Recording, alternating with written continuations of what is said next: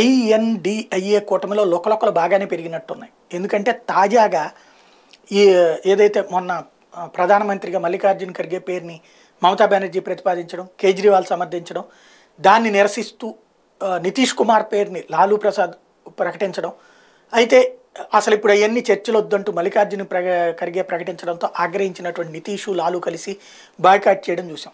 JDU అధినేతే కదా ఇక్కడ నితీష్ కుమార్, ఇప్పుడు జేడీయూ తీవ్ర ఆగ్రహంతో ఉంది.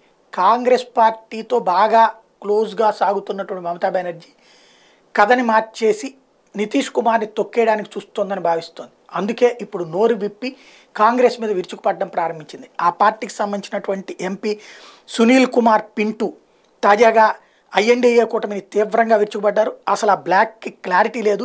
The Congress party does not even have money to arrange for samosas. కనీసం సమోసా టీ ఇచ్చేందుకు కూడా కాంగ్రెస్ పార్టీ దగ్గర డబ్బు లేదు, అందుకే జనమందరి దగ్గర కలెక్ట్ చేసుకుంటోంది. అట్లాంటి కాంగ్రెస్ పార్టీ దేశవ్యాప్తంగా ఎదుర్కోవడం ఎట్లా అనుకుంటోందంటూ నిలదీస్తున్నారు.